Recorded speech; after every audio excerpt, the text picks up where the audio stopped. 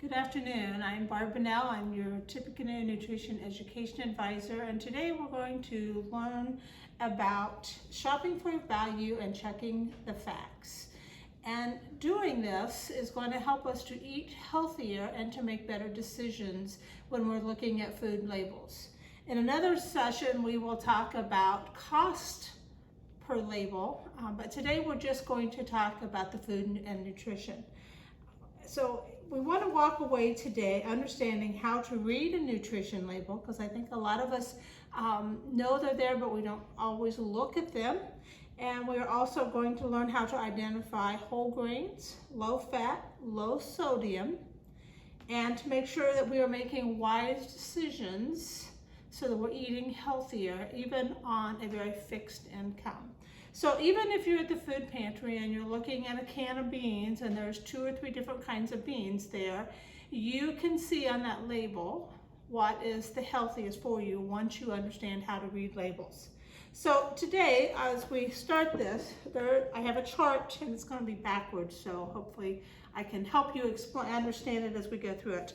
On this chart, we're going to look at serving size, we're going to look at the amount of calories, protein, the percentage of daily values, the nutrients, and just a footnote as to how the government comes up with these labels. So every label that you see on any kind of food is going to be the same type of label. It's going to have all the same information in the same location. The information is just going to be different for the different food choices that we have.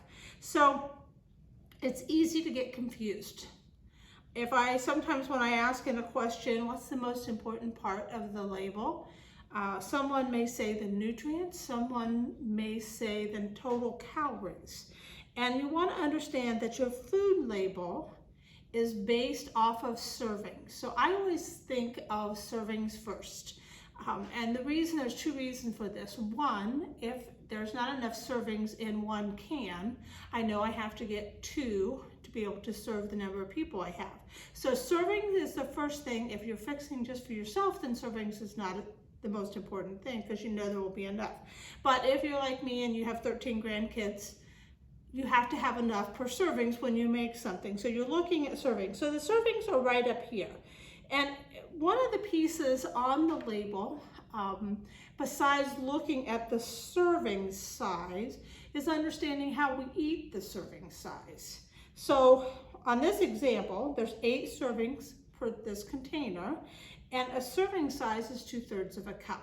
So just think about what the serving size is when you're thinking of looking at a label, because that goes back and tells us a lot about how many servings are in that container. Because I can guarantee you that on our cottage cheese container at home, it may say there's 8 servings, but my husband may make that into 4 servings, okay? So you have to understand the number of servings. So using the label when you shop will also help you decide which item that you're going to purchase is the best one. So I've written a couple of things up here, and I don't know if you can read this, but saltine crackers, there's 5 crackers per serving, okay? Wheat crackers, there's 4 crackers per serving. So when I'm thinking about a serving, do I eat 4 or do I eat 5 crackers? Most people are thinking, how many more can I get for the calories? So my calories for 5 saltine crackers is 60 calories, and for 4 crackers of wheat crackers, it's 90. But if you're thinking wheat compared to saltine, you're thinking wheat, whole grain, on and on and on. It doesn't say that they're whole grain, it says that they're wheat. So are they healthier than saltine? We would think so, because we think of whole grains, we think of wheat as a healthier form of a cracker, but not necessarily, because it's not saying it's whole. So if you look at fat, there's 2% fat in the saltines, there's 6% in the wheat crackers. Carbs, there's 4 in the wheat crackers, there's 3% in the saltine, and there's 1 gram of protein and 2 grams of protein down here. So which one do we think is probably going to be healthier for us? Most people are going to raise their hand and say we eat is healthier for them, when in reality the saltine crackers are just as good. And you get more crackers. So with grandkids, when I'm thinking about crackers for them, those saltine crackers are really more crackers for them, and they're looking for volume. They're not looking for just 4 crackers. So I usually say saltine crackers for my grandkids are better than a wheat cracker because I get to give them more of that.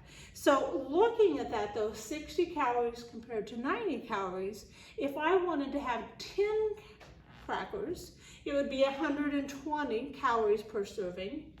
And if I wanted to have 8 crackers of wheat crackers, it's 180.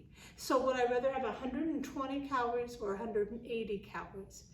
I would say if I'm watching calories, I'm going to want to have the saltine crackers compared to the wheat crackers.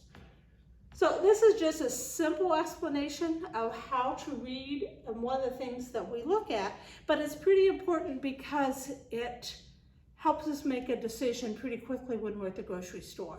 So when I look at this, I say, I'm going to buy the saltines. The next thing in another class, we'll look at how much those saltines cost per cracker. So that right there also determines how many of each one I'm going to buy, or if I'm going to buy either one. So that is a whole nother class for us to go through, because that's looking at value more so than just the facts. The best value is the product that gives us the most nutrition for our money. And so this one here is giving us really better nutrition because we're getting less fat and less carbs. And we're probably not looking at crackers to give us protein to begin with, but it's on there, so we want to understand that we're getting a little bit of protein from those crackers. This one, 6% fat, is a pretty heavy number. And then the carbs at 4%. So carbs, though, you want to understand, are not bad. It's just how they fall in to what our label is telling us. So as I said, looking at that label size is critical for us to understand how many we're going to get. And those 2 crackers, I failed to put this up there, so hang on 2 seconds.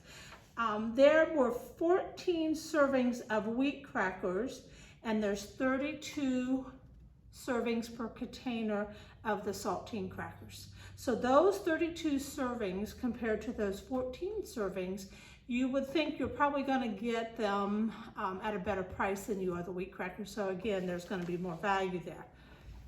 So looking at that nutrition label based on the portion of the food, one of the things that I often ask, how many of us, when we have microwave popcorn, eat just the serving size? Typically, 3 cups is a serving size, or 1 cup is a serving size. And on the side of the microwave bag, it says that the servings are 110 calories. How many of us eat just a cup or even 3 cups of popcorn?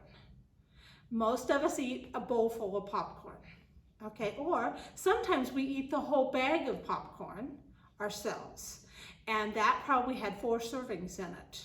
So you would have to say you had 440 calories if there were 4 servings in that microwave bag of popcorn, but we don't think of it as to the serving size. So that's why it's so important to think about the serving size, because we oftentimes eat a lot more than what we should. Cereal is another one that we eat a lot of. Typically 3/4 of a cup is a serving size for cereal.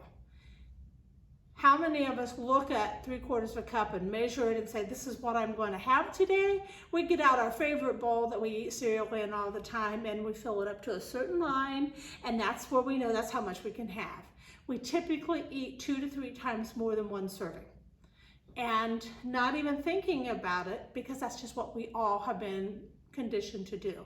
But knowing that that 3/4 of a cup is all I'm supposed to have, I typically will pour that out in a cup and serve it, and my husband will look at me and say, well, that's all I get? And it's like, that's a serving size. Well, that's not what I need more than that. And that's okay to need and want more than that, but that's what the serving size is on the container. So understanding servings is important, because sometimes it's like I'll make something and it's like, boy, that didn't go as far as I wanted it to.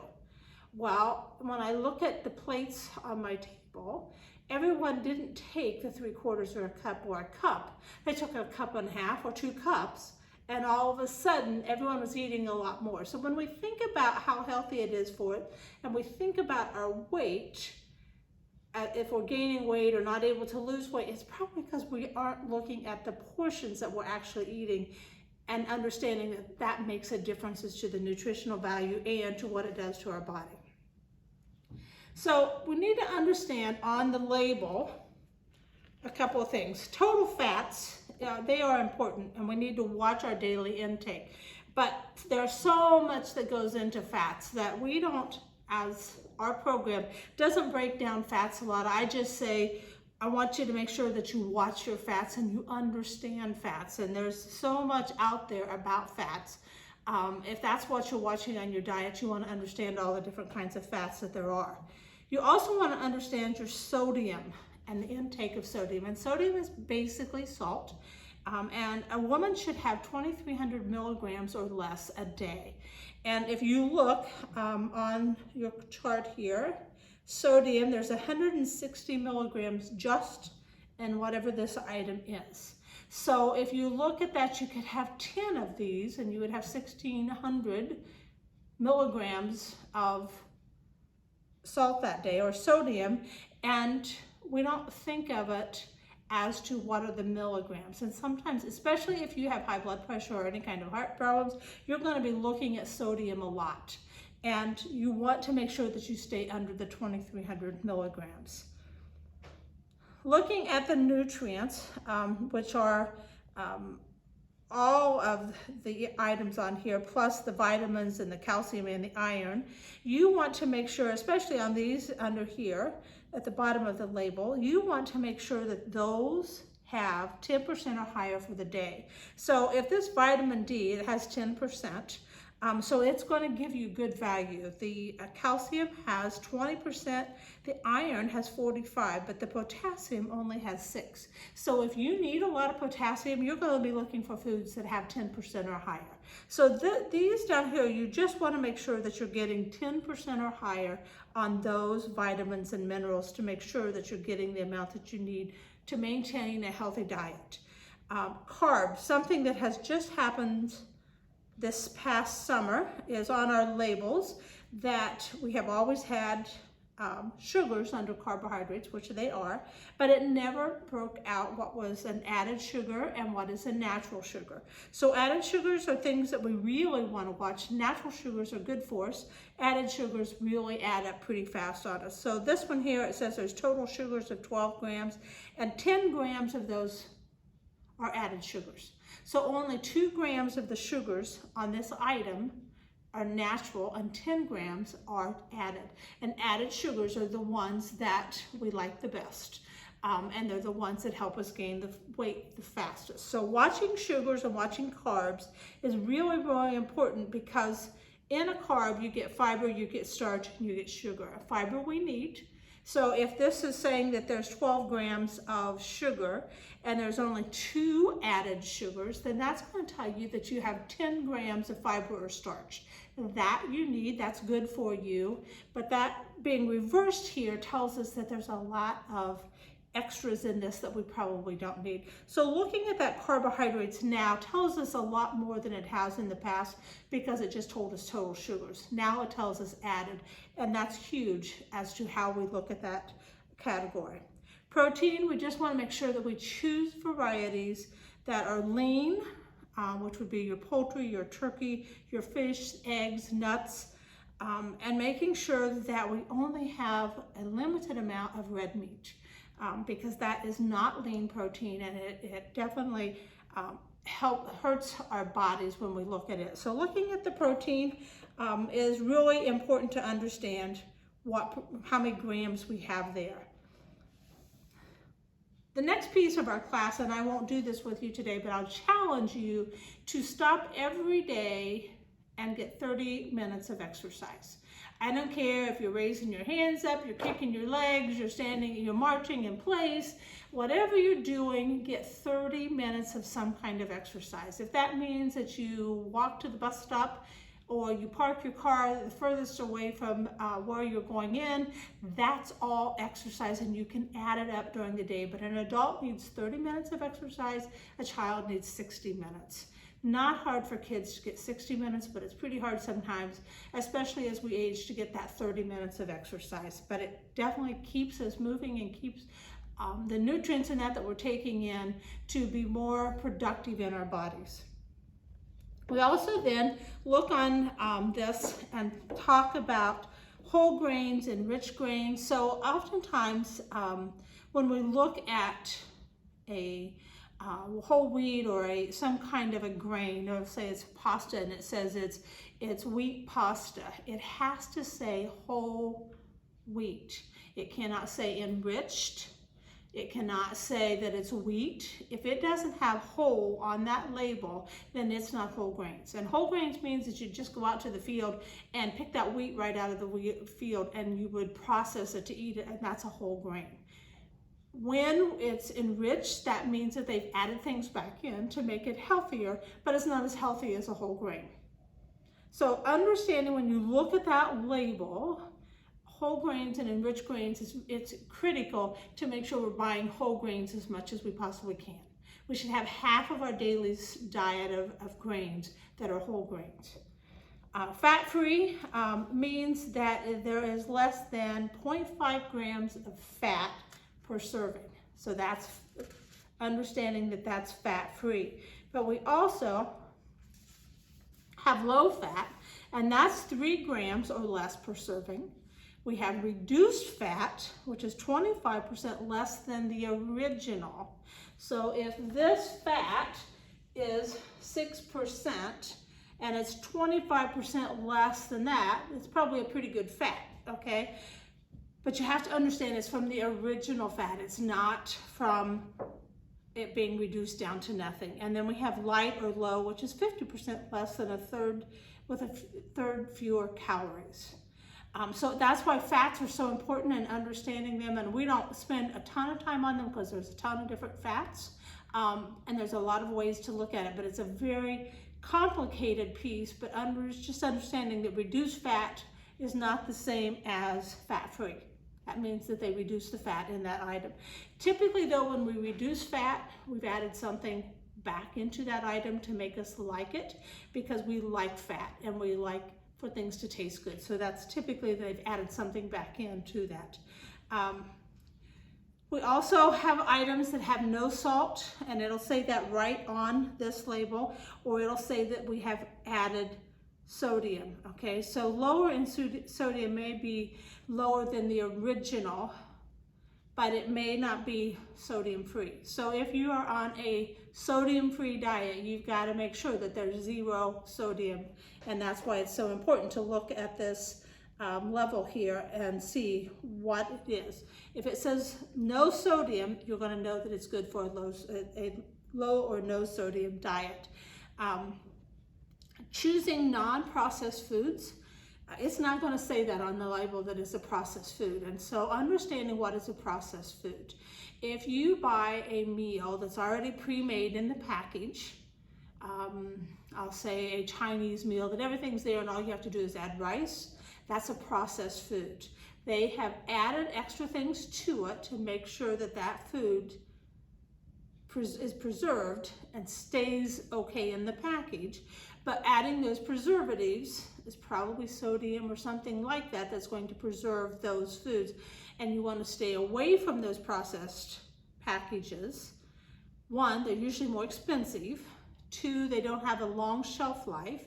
And 3, they usually have more calories because of all the things they added to them when they put them together. You can make the same processed package by hand cheaper than you can buying it from the grocery store, except it takes more time. So a couple of recipes that I brought today. One is a easy lasagna recipe, and this one is one that you can oftentimes buy Stouffer's or Kroger or some kind of frozen lasagna. This lasagna makes 6 servings, and it only takes roughly probably about 40 minutes.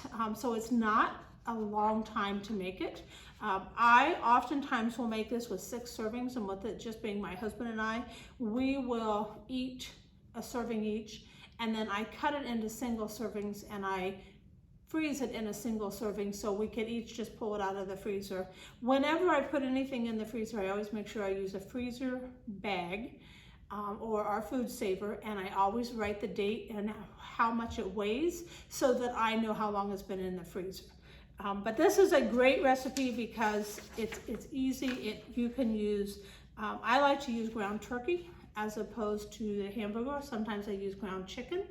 And that makes it leaner and healthier for us than using the ground beef. If you're using ground beef, you want to make sure that it's 85% or better as far as a lean beef. So this one is a really excellent recipe. Is a great source of vitamin C, of calcium, of iron, and vitamin A. So you get a lot of nutritional value from this recipe. The other one is oven fried veggies, and oven fried veggies is oftentimes one of those is like, I don't think I'll like it because I like my fried veggies. Well, if you try this and you use a spray butter or a spray oil, you're going to save a lot of calories, and once you put them in a 400-degree oven for the amount of time it takes, your vegetables taste better than they do if you fry them. And I can tell you that my 7 grandkids who had them on Sunday said that they would much rather have oven fried vegetables than they would French fries. So it's a great one to try for your kids because you can use all kinds of vegetables. We use squash, we use sweet potatoes and regular potatoes and onions and carrots and apples and pineapple, and it was fun because the apples looked like potatoes, and someone bit into one and they're like, wow, I didn't know we were having apples, but they all then were trying to figure out what all was in it. So it was a great learning tool for all of them also. So understanding that using recipes that you can make ahead, freeze, is really healthier than using processed food. There's nothing wrong with processed food if you're in a hurry and that's all you can do. Or if you're at the food pantry and there happens to be a lot of something that came in that way, don't hesitate to take it. But let's just think about, could I make it easier and cheaper and healthier for myself? Always trying to choose vegetables is really the first thing that you want to do because you get so much nutritional value from vegetables, just from the standpoint of eating them fresh or steaming them or putting them in the oven. The other piece is on the label. You want to look and see if you have any allergies. If it says that there's peanuts in this, then you want to make sure if you have a peanut allergy that it's not something that you buy. Knowing your allergies and understanding, is it an allergy or is it a food sensitivity, and looking at the label is going to help you to avoid some foods that might make you sick. But it will tell you what is in it. If there's anything that people typically have an allergen to, it'll say that on the label at some point. So the last thing I just want to share with you, and this is a newsletter that I've had for a couple of years, but since it's October, I wanted to add a little bit about the apple because the apple is just now coming into being plentiful right now. Unfortunately, however, a lot of apple orchards this year got froze, so we're not going to see as many apples. We're getting a lot of apples coming in from Washington, the state of Washington, but still we're seeing a lot of apples, and it's really great to have apples and have them in different ways. So like I said, I put them in my fried vegetable or my oven vegetables. I like to make an apple cake. I like to make apple crisp. I like to just have apples and dip them in something. But apples are a member of the rose family. Most of us don't know that an apple is part of the rose family. There's more than 100 varieties of apples grown throughout the United States. We all probably know a few varieties, but we don't know those 100 varieties. In Greek history, the apple is the symbol of love. So just a little history about the apple. There's a couple of recipes on here. Some benefits of apples, we've all heard the saying, an apple a day keeps the doctor away. They definitely do help us stay healthy because it's a great fruit to have. So I'm going to add that also for you guys because there's just a lot of good information about apples and understanding them. But as you look at labels, just the biggest piece I would say to look at as I wrap up is looking at your servings and understanding how many servings are in a container, and is it going to be enough for your family, or are you going to have too much left over that it's really not worth buying or getting if you don't know how to store it and to keep it so that you can use it several days later. So understanding the label, it's fun to look at the facts and the figures and try to figure out, is this one healthy or the other one healthy. I know myself, after I started doing this, my grandkids and I taught them all how to read it, they're the quickest to tell me, Grandma, this really isn't that healthy when I give them a box of cereal. They still like to eat that cereal, but they know it's not as healthy as if we made oatmeal or we did something else that was going to give them a better breakfast cereal. So I just thank you, and hopefully we will see you on some of our Zoom classes that we'll be holding throughout the month. Thanks.